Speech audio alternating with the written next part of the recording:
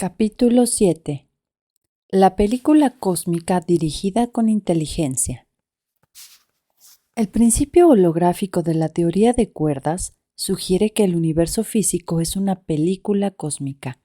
La proyección holográfica tridimensional que llamamos universo está creada por la plantilla energética holográfica bidimensional no local del universo en interacción con las energías superiores del energiverso, como la luz del proyector que se muestra a través de una película. Pero, ¿cómo se hace la película holográfica? ¿Por qué el energiverso bidimensional que contiene los cielos y la plantilla de todo el universo tiene el alto grado de orden inteligente que tiene? Ya hemos encontrado algunas pistas que ayudan a responder esta pregunta. La capacidad de los pacientes de trastorno de personalidad múltiple de cambiar su cuerpo físico, el efecto placebo, la prueba del programa PAIR de que podemos influir en los resultados de los procesos físicos, la prueba del programa Stargate de la CIA de que la información puede pasar de una mente a otra y los experimentos de doble rendija de la física cuántica que indican la necesaria presencia de un observador inteligente para que la energía pase del estado de onda al de partícula. El elemento común de todas estas pistas es la conciencia inteligente. De la conciencia inteligente no local procede la información y las leyes inherentes que crea la película holográfica que a su vez crea la película cósmica que conocemos como universo. Nuestra propia conciencia inteligente crea nuestro propio holograma y éste crea nuestro propio pequeño papel en la película cósmica que entendemos como nuestro cuerpo físico. La mayoría de nosotros damos por supuestas la inteligencia y la conciencia. Experimentamos los pensamientos como sucesos efímeros sin relación notable con nuestro cuerpo físico ni el del mundo que nos rodea. Pero, como tal vez hayas apreciado cada vez más, los pensamientos son poderosos. Por ejemplo, determinan continuamente, momento a momento, nuestro aspecto y nuestra condición física.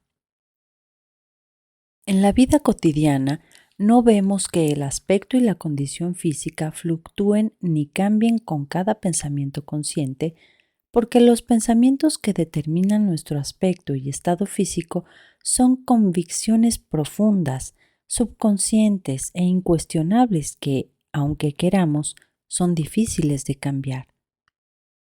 Nuestras ideas firmemente asentadas y que solo pueden cambiar muy despacio, solamente pueden cambiar nuestro cuerpo físico con gran lentitud. Sin embargo, si desarrolláramos la capacidad de cambiar de forma inmediata nuestros pensamientos más profundos, podríamos modificar al instante nuestro cuerpo físico a nuestro antojo.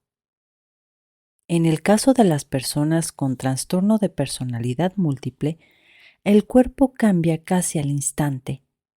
A medida que aparece cada personalidad con sus convicciones firmemente inapelables y profundamente conscientes sobre el aspecto, el estado de salud y las capacidades físicas, el cuerpo de cada personalidad se transforma inmediatamente para ajustarse a esas convicciones. Cuando los pacientes de trastorno de personalidad múltiple cambian a nuevas personalidades, cada una de estas está absolutamente convencida de que su cuerpo está como espera que sea. La personalidad drogadicta esperará ver los pinchazos en su brazo, o una determinada mujer esperará ver en el espejo unos ojos verdes que le devuelven la mirada, aunque todas las demás personalidades que comparten ese cuerpo tengan los ojos marrones. Afortunadamente, el trastorno de personalidad múltiple no nos afecta a la mayoría, pero nuestros pensamientos tienen exactamente la misma fuerza, aunque es posible que no la veamos de forma tan inmediata. En 1968, los investigadores T. Luparello y E. R. Blicker realizaron un ensayo médico con inhaladores para el asma. Se facilitaron inhaladores a 40 pacientes de asma y se les advirtió que contenían una sustancia irritante. En realidad, los inhaladores solo contenían vapor de agua. No obstante, después de usar el inhalador, casi la mitad del grupo de prueba experimentaba síntomas asmáticos como obstrucción de las vías respiratorias y en torno al 30% padecía ataques asmáticos. A continuación, los investigadores le dieron a cada paciente un inhalador nuevo y le dijeron que contenía un medicamento que podía aliviarles los síntomas. Los inhaladores también contenían vapor de agua. Sin embargo, todos los pacientes se recuperaron. Como veíamos en el capítulo 1, el grupo británico del cáncer de estómago realizó en 1976 un ensayo con medicamentos para un posible tratamiento de quimioterapia para el cáncer gástrico. Los resultados del estudio se publicaron en el World Journal of Surgery en mayo de 1983. En él participaron 411 personas. El estudio se prolongó varios meses, durante los cuales el 30% de los pacientes a los que solo se les dio un placebo consistente en una solución salina sin componentes activos perdieron el pelo. El método del placebo se ha utilizado en diversos procedimientos quirúrgicos. Se hace ver al paciente que se lo opera. Entra en el quirófano, es anestesiado, se le practican incisiones, se suturan y después el paciente recibe cuidados intensivos, pero no es sometido a ninguna intervención quirúrgica real. También en estos casos, un elevado porcentaje de los pacientes a quienes se les ha simulado la intervención se curan de importantes dolencias físicas preexistentes. Como demuestran todos estos ejemplos, las personas que han recibido un placebo o un tratamiento con placebos, pero estaban convencidos de que estaban probando un nuevo medicamento o procedimiento quirúrgico, muestran importantes cambios fisiológicos. Y la reacción no se limita a un reducido porcentaje. Quienes toman placebos muestran un índice superior al 50% de reacción positiva a la dolencia de la que creían que se los estaba tratando. La mera idea de que se esté ensayando con ellas un medicamento potencialmente efectivo o una técnica quirúrgica hace que las personas cambien convicciones profundamente asentadas sobre su estado de salud. Como en el caso de los pacientes de trastorno de personalidad múltiple, cuando cambia el convencimiento, cambia también el cuerpo físico. El cambio inducido por placebos a veces se puede producir de forma inmediata, como en el ejemplo de los inhaladores placebo, pero en general ocurre de forma más lenta que los cambios espectacularmente rápidos de quienes padecen el trastorno de personalidad múltiple, porque la velocidad del cambio depende de las expectativas mentales, es decir, de las convicciones de quien toma el placebo. Si, por ejemplo, la persona está plenamente convencida de que poco a poco se le va a ir cayendo el pelo, así ocurre. En el campo médico está muy extendida la tesis de que existe una explicación puramente biomecánica del efecto placebo. El cerebro libera neuropéptidos y neurotransmisores como respuesta a los pensamientos generados en él. Estos mensajeros químicos se desplazan por el flujo sanguíneo, transmitiendo mensajes a las incontables células, y así desencadenan los procesos bioquímicos que dan origen a los cambios. Es verdad que las neuronas cerebrales liberan constantemente neuropéptidos y neurotransmisores, y que la finalidad de tal liberación es alterar la química del cuerpo, pero hay un sólido contraargumento para explicar por qué su efecto no elimina la necesidad de una explicación más sutil del efecto placebo. Los neuropéptidos y neurotransmisores que estimulan procesos bioquímicos conocidos no pueden explicar, ni mucho menos, la velocidad del cambio fisiológico de quienes padecen el trastorno de personalidad múltiple. Hay, además, otras razones para aceptar el poder de los pensamientos. Disponemos de pruebas más que amplias de que nuestros pensamientos pueden afectar a los de otras personas, y la materia que se encuentra fuera de nuestro cuerpo físico, telepatía y telequinesia. Miles de estudios confirman la realidad de la telepatía y la telequinesia. Aunque a la ciencia tradicional le cuesta aceptar los resultados de estos estudios, no se puede negar que lo que pensamos puede afectar a la materia e interactuar con los pensamientos de otras personas.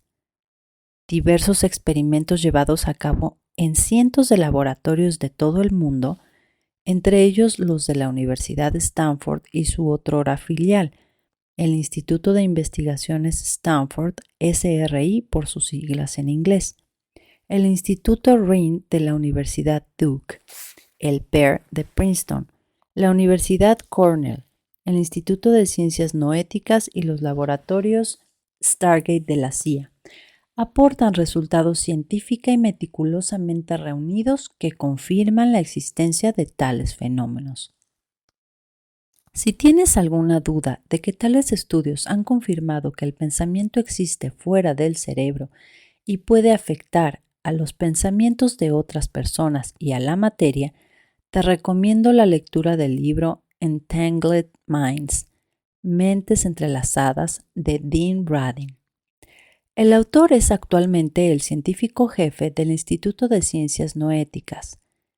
Antes de entrar a formar parte del equipo del instituto en 2001, había estado trabajando en los Bell Labs de AT&T, la Universidad de Princeton, la Universidad de Edimburgo y SRI Internacional. En su libro habla con detalle de los rigurosísimos métodos que los estudios modernos sobre el pensamiento y la conciencia se han visto obligados a utilizar para rebatir las acusaciones de fraude y ciencia chapucera que se han hecho a este tipo de estudios en los últimos 100 años. Y explica los resultados de diversos metaanálisis realizados por su equipo y de otros efectuados por diversos equipos de investigación de todo el mundo. El metaanálisis es una disciplina que se utiliza en muchas disciplinas convencionales.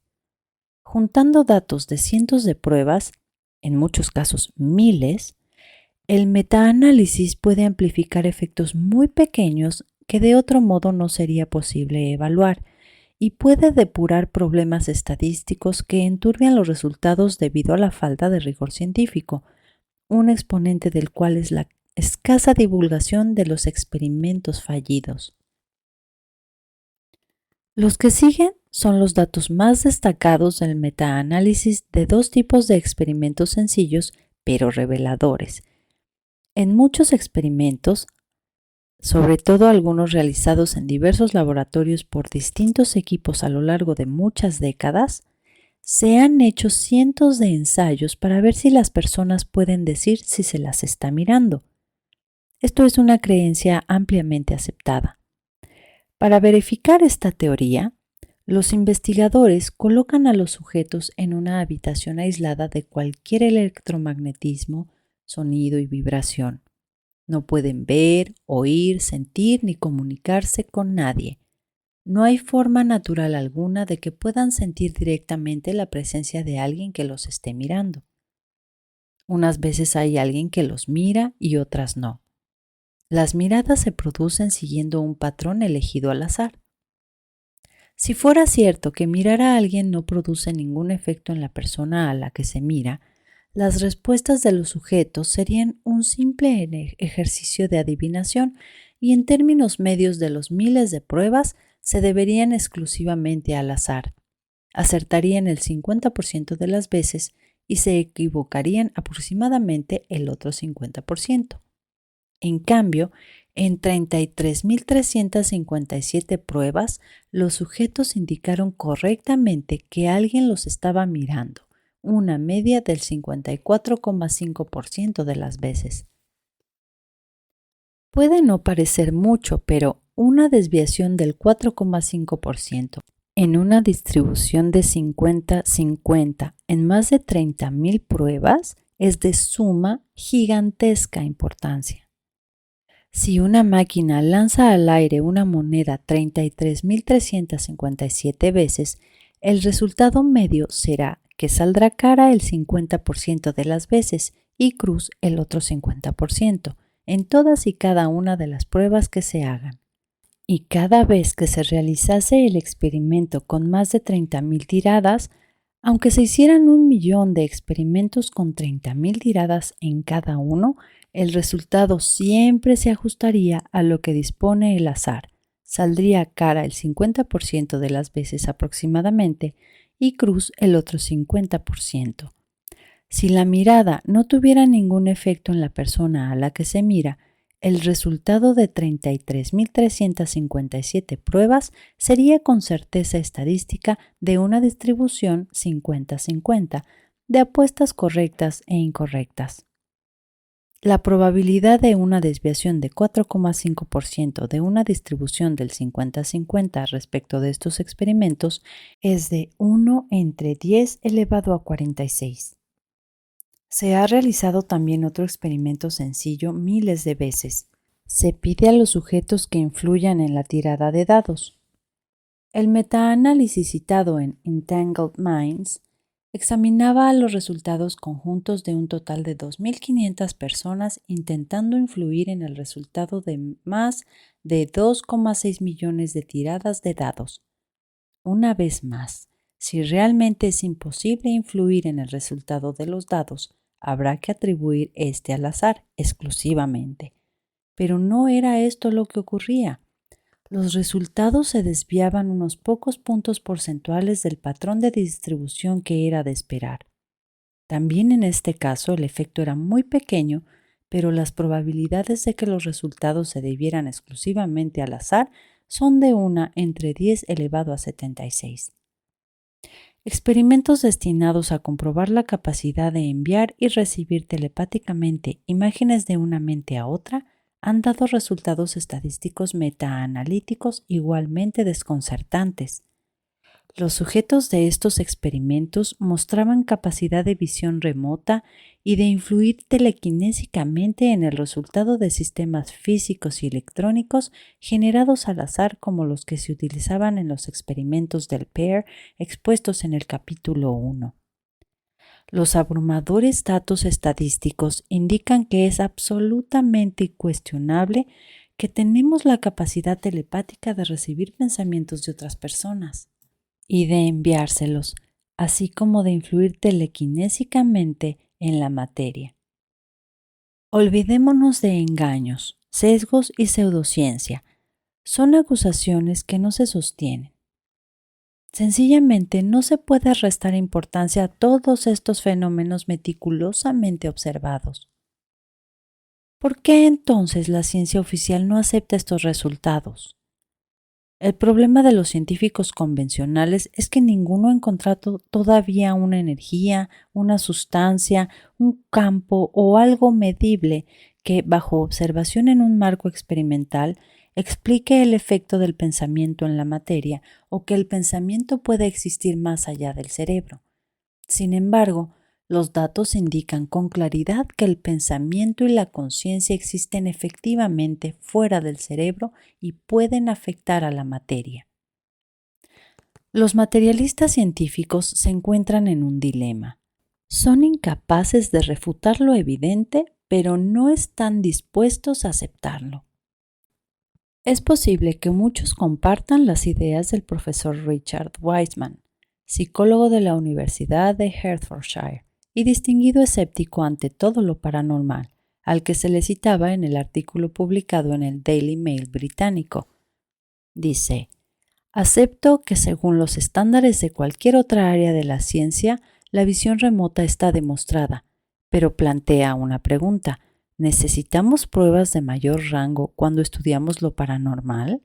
La visión remota es una propuesta tan extravagante que revolucionaría el mundo. Por eso necesitamos pruebas abrumadoras. El dilema de los materialistas científicos se agrava considerablemente cuando la física cuántica interviene en el debate. Estos científicos, simplemente porque no quieren que se vea la verdad, vienen marginando cualquier cosa paranormal como la telepatía y la telequinesia desde hace casi 100 años, pero son incapaces de explicar las tantas veces demostrada necesidad de la física cuántica de un observador inteligente en la formación de la materia.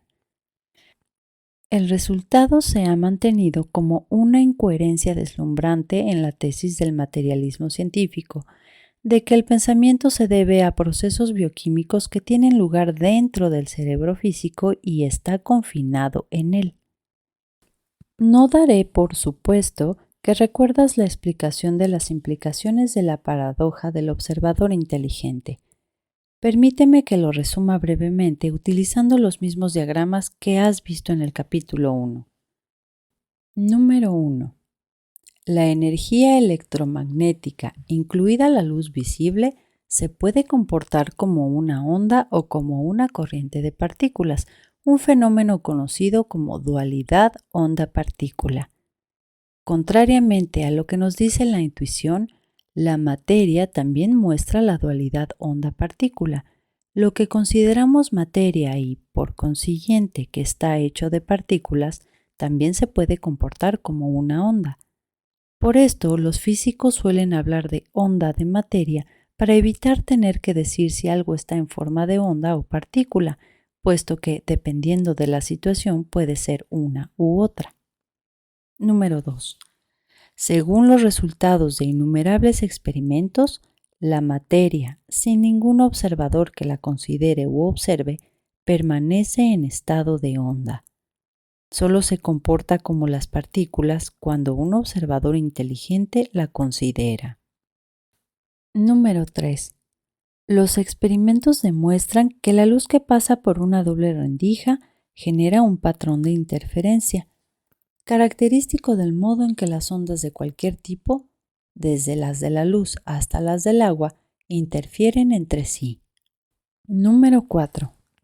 Al enviar fotones individuales, es decir, la forma de partícula de la luz, de uno en uno a través de las dobles rendijas, los investigadores naturalmente esperaban que no observarían ningún patrón de interferencia. Esperaban ver en el detector dos conjuntos verticales de impactos de los fotones, unas series que formarían un patrón similar al que dejarían en una diana balas disparadas a través de esas rendijas. En cambio, para su asombro, vieron un patrón de interferencia. Número 5. ¿Cómo era posible?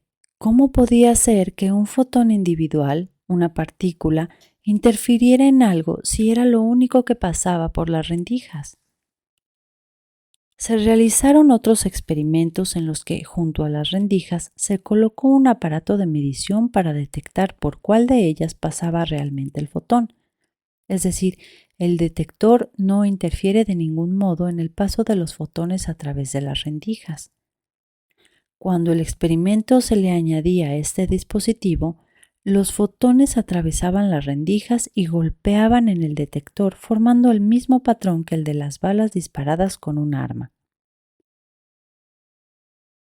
Como explicaba en el capítulo 1, la única diferencia entre los dos experimentos era que el paso de los fotones por las rendijas había sido medido por un observador. Los científicos han repetido básicamente el mismo experimento una y otra vez y en ningún caso se ha encontrado que el resultado contrario a la intuición se deba a algún error de procedimiento. Siempre que se ha realizado el experimento, el resultado, por mucho que los científicos se empeñen en que sea distinto, es el mismo.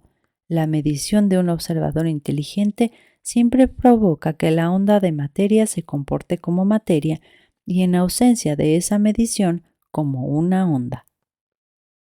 La conclusión es que, para la formación de la materia, es necesaria de algún modo la presencia de un observador. Como señalaba en capítulos anteriores, la búsqueda de una solución para el paradójico resultado de la medición por parte de un observador inteligente y para otras rarezas cuánticas ha generado entre los físicos una serie de interpretaciones de la física cuántica. La interpretación de Copenhague, a la que me he referido anteriormente, se puede considerar la interpretación pragmática de la física de calla y calcula. No te preguntes por qué una realidad más profunda. No es necesario. Así es como funcionan las cosas. la materia se vuelve rara a tamaño cuántico. Acostúmbrate a ello. La interpretación pragmática de Copenhague se mantiene a flote en el mar del materialismo científico porque no sacude la barca con especulaciones ajenas al ámbito de lo material, pero no responde la pertinaz pregunta: ¿por qué hay un efecto observador inteligente? Su pragmatismo funciona, pero no satisface, y de hecho, la aceptación de la interpretación de Copenhague ha ido disminuyendo a lo largo de los años. Una interpretación más nueva, particularmente atractiva para los materialistas científicos y que también ha despertado interés en el público en general, es la interpretación de los mundos múltiples. Atrae de forma particular a los materialistas científicos porque ofrece la posibilidad de eliminar por completo la necesidad de un observador inteligente. Según la interpretación de los mundos múltiples, solo nos parece que para que la materia adopte la forma de partícula es necesario un observador inteligente, pero en realidad no existe ningún efecto observador inteligente. Para entender cómo llega a tal conclusión la interpretación de los mundos múltiples, tenemos que ahondar un poco más en el carácter inherentemente probabilista de la mecánica cuántica. Según la interpretación de Copenhague y otras muchas, la onda de materia se encuentra en un estado potencial indeterminado. Existe no localmente, así que no está en un lugar concreto y es indeterminada, de modo que no posee unas propiedades específicas. Con el enfoque probabilista de la mecánica cuántica, los físicos pueden prever dónde se va a formar más probablemente la onda de materia y qué propiedades tendrá al final. La mecánica cuántica prevé la mayor probabilidad utilizando una herramienta matemática conocida como forma de onda. No es necesario que sepas con minuciosidad matemática cómo funciona la forma de onda probabilista, pero conviene que entiendas su idea básica. Según muchas interpretaciones, en el momento en que una onda de materia adopta una determinada forma en una determinada ubicación, entre un grandísimo número de otras posibles formas y ubicaciones, se dice que la onda de forma probabilista ha colapsado. Además, y lo más importante, según casi todas las interpretaciones, la causa del colapso es la consideración por parte de un observador inteligente. La conciencia es el agente que colapsa la onda de un objeto cuántico. Amit Goswami, físico cuántico. La versión abreviada de este axioma es que la medición por parte de un observador inteligente colapsa la forma de onda. Sin observador no hay colapso, ni hay materia. Si el axioma es verdadero, si alguna influencia aún por medir que emana del observador inteligente hace que la forma de onda colapse, el materialismo científico no ofrece una explicación completa del cosmos. La presencia de tal influencia significaría que la materia y la energía no forman todo lo que existe o vaya a existir, que más allá de la materia y la energía hay algo más. Y, dado que la paradoja del observador inteligente apunta con fuerza a que el materialismo científico es básicamente incompleto, se entiende que sus adeptos hayan acogido con júbilo la interpretación de los mundos múltiples. Creen que han encontrado una respuesta basada estrictamente en la interacción entre la materia y la energía a la paradoja del observador inteligente. Según la interpretación de los mundos múltiples, todas y cada una de las muchísimas posibilidades relativas a dónde y en qué forma pueda manifestarse una onda de materia se manifiestan realmente. La teoría de los defensores de esta interpretación es que, aunque nos parezca que solo se manifestó una posibilidad y por consiguiente hubo un único colapso de la forma de onda con manifestación de un solo resultado, de hecho también se manifestaron todas las demás posibilidades y cuando lo hicieron, causaron que nuestro universo se ramificara en tantos universos nuevos como posibilidades había. ¿Lo has entendido?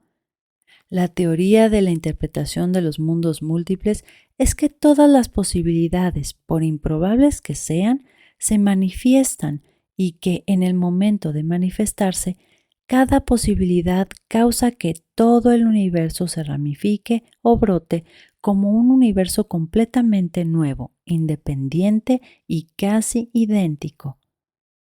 Según la interpretación de los mundos múltiples, nuestro universo actual y todos los demás universos que ya han brotado antes que él y los que brotarán después, seguirán ramificándose aún en más universos a medida que en cada uno surjan nuevas series de posibilidades cuánticas. En un orden infinitamente corto, el número de universos creados adquiere una magnitud indescriptible. ¿10 elevado a 1 billón? ¿Qué va? Ahora es de 10 elevado a 1 trillón y así sucesiva y continuamente. Para expresar la cantidad de universos independientes que podrían existir, se emplean números como 10 elevado a 10.000 millones. Lo mínimo que se puede decir es que es una teoría sumamente pródiga. Además de evitar aparentemente la necesidad de un observador inteligente, con las consiguientes cuestiones incómodas de la conciencia, para los materialistas científicos parece que la interpretación de los mundos múltiples también soluciona el llamado problema del universo ricitos de oro. Como veíamos en el capítulo anterior, se ha dicho con fundamento que para que nuestro universo se desplegara como lo hizo y en él apareciera la vida, debían cumplirse cientos de condiciones, desde la fuerza absolutamente precisa de la gravedad hasta la existencia de un estado excitado del carbono 12 llamado estado Hoyle, como si fueran las gachas de avena de ricitos de oro. Con la interpretación de los mundos múltiples, los materialistas científicos pueden sortear el problema ricitos de oro y la paradoja del observador inteligente. Estos científicos aplican las ideas de Darwin a la de los muchos mundos en continua ramificación.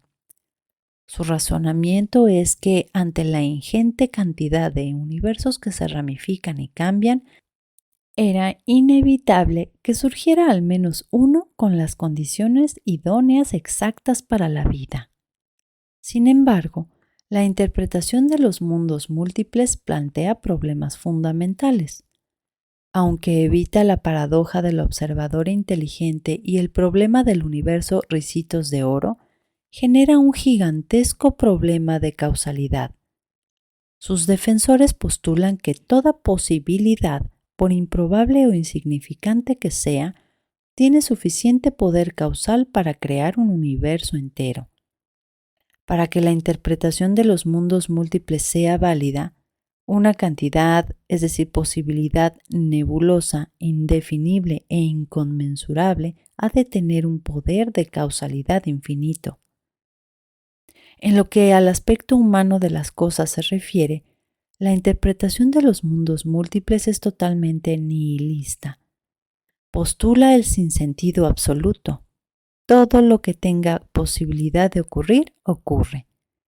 En mi universo actual sigo escribiendo esta frase, mientras que en los otros innumerables universos donde existe alguna versión de mí, hago otras cosas. En algún universo, Hitler se convirtió en el bueno de la película y los aliados eran los opresores.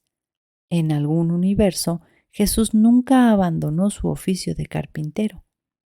En algún universo, Beethoven no tenía oído musical y Einstein era idiota. En algún universo, Rush Limbaugh es el presidente de Estados Unidos. En algún universo, yo soy el presidente. En algún universo, mi madre me asesinó. En algún universo, asesiné a mi madre. En algún universo, vivimos como salvajes. En algún universo, vivimos como santos. En la mayoría de los universos no existe vida de ningún tipo ni asomo de inteligencia. Según la interpretación de los mundos múltiples, podría pensar que estoy viendo las consecuencias lógicas de las decisiones que tomo, pero no es así. Al contrario, toda posibilidad se manifiesta.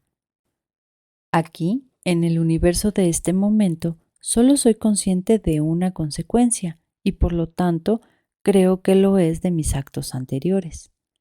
En la interpretación de los mundos múltiples no existe ninguna correlación entre acto y consecuencia, entre causa y efecto. La causalidad se arroja por la ventana.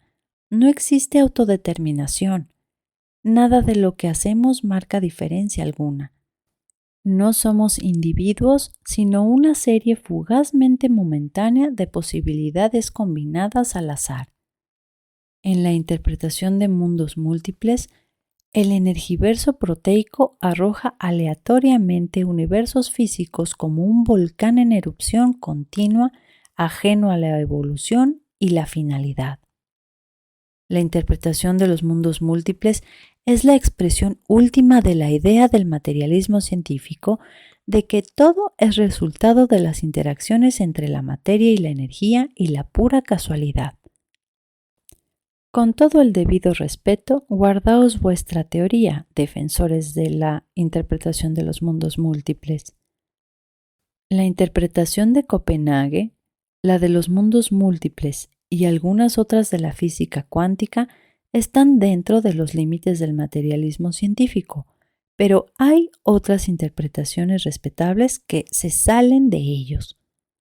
Según estas, cabe la posibilidad de que el efecto del observador inteligente indique que en la realidad hay algo más que las interacciones entre la materia y la energía del materialismo científico. Aceptan la idea de que el pensamiento y la conciencia tienen una existencia independiente de la materia y la energía. La más conocida de las interpretaciones que aceptan el papel fundamental del pensamiento y la conciencia se atribuye a un grupo de eminentes físicos cuyas aportaciones fueron fundamentales para el desarrollo de la física cuántica: John von Neumann, John Archibald Wheeler y Eugene Wigner. Entre ellos hay un premio Nobel y casi todos los demás premios que jamás se hayan dado a los físicos. Su interpretación común se conoce con el nombre un tanto largo de interpretación von Neumann-Wheeler-Wigner. Parte de la premisa de que el pensamiento y la conciencia no son simples productos fugaces de los procesos bioquímicos del cerebro, sino elementos causales fundamentales del cosmos. Podría decirse así que es la interpretación IVNWW. Podría decirse que la IVNWW es el polo opuesto del materialismo científico. Postula que el pensamiento y la conciencia no solo existen más allá de la materia, sino que crean la materia. Los muchos eminentes defensores de la IVNWW y otras interpretaciones que aceptan el pensamiento y la conciencia a veces recuerdan más a los filósofos y místicos que a los científicos.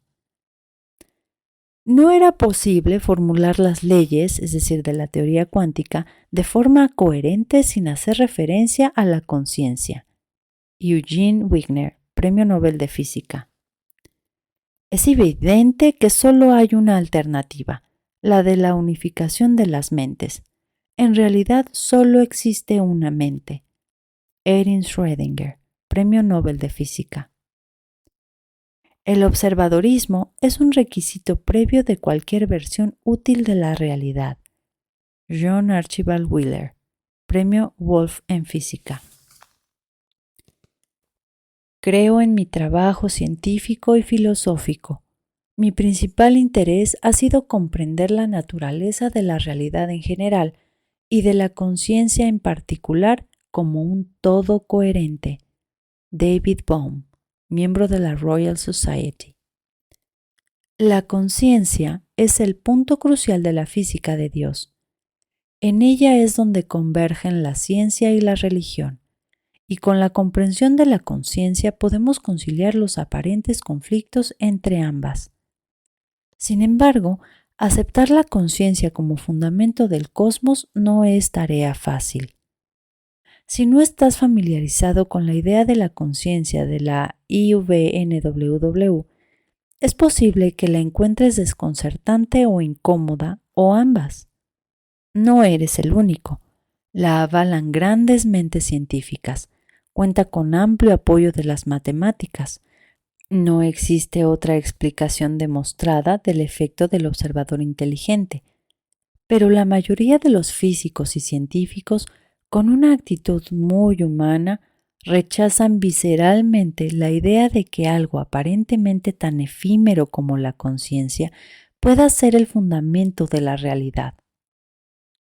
La idea de que la conciencia es la base de la realidad pone en peligro la visión experiencial básica del mundo de muchas personas. No se trata tanto de que las implicaciones de la IVNWW sean contraintuitivas, es decir, una palabra que se suele usar para describir la física cuántica, como de que las implicaciones son contrasensoriales. Lo que experimentamos a través de los sentidos indica que todo lo que nos rodea tiene una realidad material independiente y separada. La gravedad actúa sobre el vaso cuando se nos cae. El vaso se rompe al chocar contra el suelo. El suceso no afecta a nada más. Otros vasos que siguen sobre la mesa no se hacen añicos. El suelo no se rompe.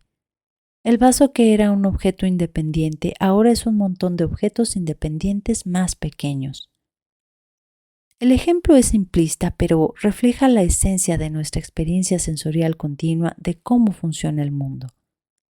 Por lo tanto, se comprende fácilmente que los científicos y desde luego la mayoría de las personas quieran hacer extensiva la experiencia cotidiana de las cosas que les facilitan los sentidos a todo lo que existe. Hubo un Big Bang, se formaron pequeños entes independientes a los que llamamos átomos. Los átomos independientes pasaron a formar estrellas y planetas independientes. Nuestro planeta dio origen a formas de vida independientes. Esta visión de la realidad es cómoda y natural porque es una extensión de nuestras percepciones cotidianas. Es emocionalmente cómoda y en cierta medida es verdadera. Lo que ocurre es que no es completa. En el capítulo 3 veíamos que la realidad que percibimos a través de los sentidos es muy limitada. Nuestros sentidos solo pueden percibir una diminuta banda del espectro de energías vibrantes en las que existimos como pez en el agua. En nuestra existencia diaria que los sentidos nos revelan, estamos más ciegos que otra cosa.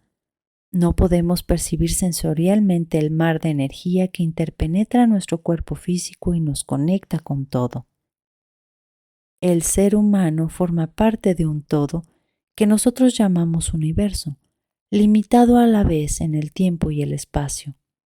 El ser humano se experimenta a sí mismo, sus pensamientos y sentimientos como algo separado del resto, como una especie de ilusión óptica de su conciencia. Albert Einstein. Los conceptos científicos existentes siempre cubren únicamente una parte muy limitada de la realidad y la otra parte que aún no se entiende es infinita. Werner Heisenberg, físico y premio Nobel. Si nuestros sentidos pudieran revelar todo el mar vibrante de energía en el que vivimos, sabríamos que ningún átomo posee propiedades inherentes, duraderas e independientes. No es más que energía, una energía que puede adoptar cualquier forma. Los teóricos de cuerdas añaden que los objetos aparentemente independientes que componen nuestra experiencia sensorial son imágenes tridimensionales de altísima resolución de una proyección holográfica. Las imágenes de la pantalla del televisor parecen ser objetos tridimensionales separados e independientes, pero de hecho son imágenes bidimensionales interconectadas. Del mismo modo, todo lo que nos rodea y, desde luego, nuestro cuerpo, son proyecciones holográficas de energía y no objetos tridimensionales separados que existan de forma independiente. Ni el más diminuto trozo de materia ni la mayor de las estrellas tienen una realidad independiente. Toda la materia se proyecta desde el energiverso bidimensional, no local e interpenetrante. Está conectada con él y de él depende.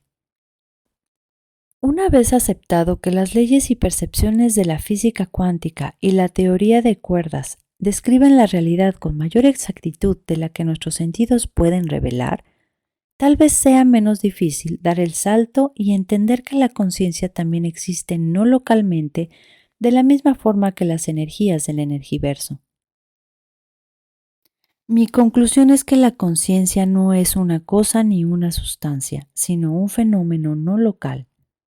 No local no es más que una expresión elegante para referirse al infinito. Si es algo no local, no está localizado en puntos específicos del espacio, como los cerebros o los cuerpos, ni en puntos específicos del tiempo, como el presente. Los eventos no locales son inmediatos, no requieren viajar en el tiempo, no están mediatizados, no es necesaria ninguna señal energética que los lleve a cabo. No se atenúan, no se debilitan con la mayor distancia. Los fenómenos no locales son omnipresentes, están a la vez en todas partes. Eso significa que no hay necesidad de que vayan a ninguna parte, ya están ahí. Son también infinitos en el tiempo, presentes en todo momento, pasado, presente y futuro, lo cual significa que son eternos. Larry Dossey, autor de The Science of Premonitions. Considero que la conciencia es fundamental. Considero que la materia es un derivado de la conciencia. No nos podemos esconder de la conciencia. Todo aquello de lo que hablamos, todo lo que consideramos que existe, apunta a la conciencia. Max Planck, Premio Nobel de Física. La corriente del conocimiento avanza hacia una realidad no mecánica. El universo empieza a parecerse más a un gran pensamiento que a una gran máquina. Ya no parece que la mente sea un intruso accidental en el reino de la materia, sino que la deberíamos aclamar como creadora y gobernante del reino de la materia. Superemos nuestras reticencias y aceptemos la conclusión inapelable. El universo es inmaterial, mental y espiritual. Sir James Jeans, físico. He llegado a la conclusión de que estamos en un mundo hecho según las normas dictadas por una inteligencia. Para mí es evidente que existimos en un plan que se rige por reglas establecidas y configuradas por una inteligencia universal y no por el azar. Michio Kaku, teórico de cuerdas. Lo que los físicos entreven y lo que los santos y sabios comprenden es que el universo y las leyes por las que se rige en todo su intrincado detalle surgen de un fundamento adimensional de conciencia inteligente. La conciencia inteligente es la directora y productora de la película cósmica. El cine cósmico es una gloriosa manifestación de los procesos del pensamiento imaginario de la mente de Dios, pero las imágenes proyectadas de la imaginación de Dios, que parecen moverse y tener vida propia, solo son formas de pensamientos sentidas eléctricamente, de imágenes del pensamiento que solo son un espejismo de la realidad que solo simulan. Walter Russell, escultor, músico, escritor, filósofo y místico. Usando el símil de la televisión, la imagen de cuya visión disfrutamos, el avance de la trama con personajes que están representando un guión, solo es un truco de la percepción. La mente une los puntos electrones de las imágenes que creemos que vemos e ignora por completo la verdadera realidad de la base en que se asienta ese funcionamiento. La existencia se parece mucho a la televisión. Lo que existe, lo que de verdad existe, no se puede comprender por cómo parece que funciona o lo que parece que es. P.M.H. Atwater, autora de Retorno de la muerte.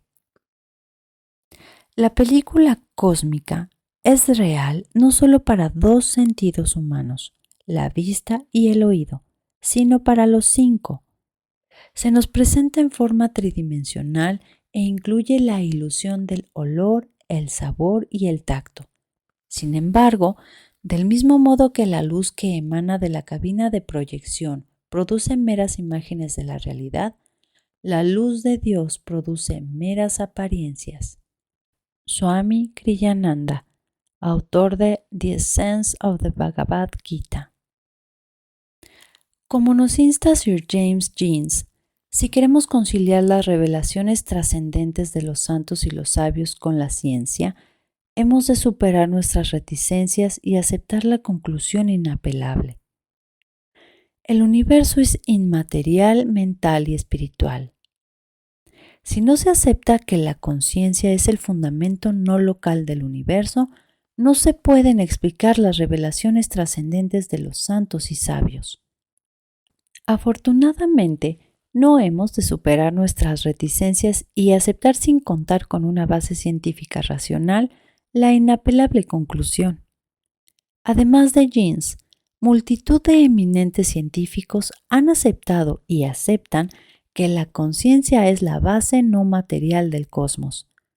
Y si, como yo, estás plenamente convencido ya de la solidez y veracidad del testimonio de los miles de santos, sabios y personas que han vivido experiencias cercanas a la muerte y de las experiencias trascendentes de todos ellos, su testimonio de que la realidad es una película cósmica, una ilusión lumínica, científicamente avalado por el principio holográfico y la interpretación IBNWW de que la conciencia es el fundamento de la realidad, abre un camino amplio para conciliar plenamente las verdades obvias de la ciencia y las verdades obvias de la religión. La ciencia y la religión encuentran su base común en la conciencia. El energiverso crea continuamente la ilusión lumínica que es nuestro universo.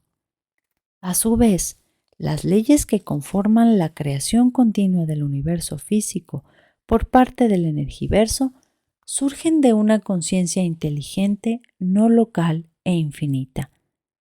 El guión de la película cósmica, el sistema holográfico bidimensional que proyecta la película cósmica y la ilusión lumínica resultante, es decir, la película cósmica tridimensional, surge todo ello de esa conciencia inteligente y es dirigido por ella.